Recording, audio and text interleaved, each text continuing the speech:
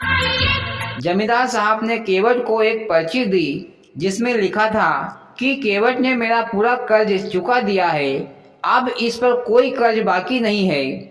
लेकिन केवट ने वो पर्ची जमींदार साहब से नहीं ली और कहा, जमींदार साहब, भरोसे पर दुनिया टिकी है।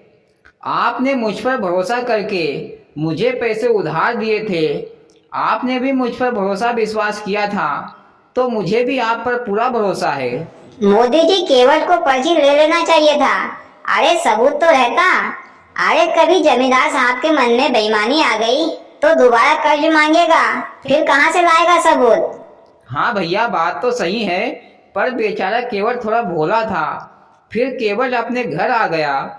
इधर जमींदार साहब ने एक दूसरी पर्ची बनाई जिसमें लिखा था कि केवट ने अभी तक उसके पैसे नहीं लौटाए, अगर पैसे नहीं दिए तो मैं कोर्ट में केस कर दूंगा। फिर ये पर्ची दूसरे दिन केवट के घर पहुंचा दी।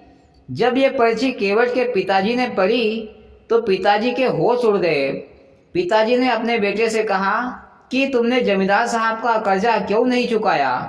तो केवट बोला, पिताजी, मैंने पूरा कर्ज कल ही देकर आया हूँ, लगता है जमींदार साहब हमसे धोखा कर रहे हैं। देखा मोदी जी, जमींदार साहब कैसे रंग बदल गया। अरे पैसों का लालच अच्छे अच्छे आदमी की नीयत खराब कर देता है। अब लगता है बेचारे केवट को दोबारा कर्ज देना पड़ेगा। हाँ भैया, ये तो केवट के साथ धोखा हुआ।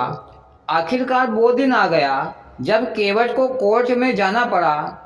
जब केवट कोर्ट में हाजिर हुआ तो जज साहब ने पूछा, क्यों भाई केवट, तुमने जमींदार साहब के पैसे क्यों नहीं दिए?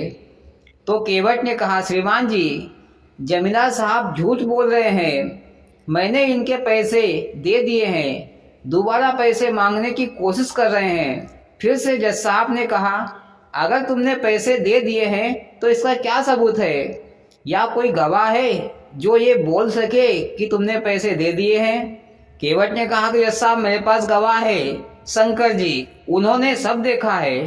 जज साहब ने पूछा, कहाँ है ये शंकर जी? केवट ने कहा, जज साहब, वो तो मंदिर में रहते हैं।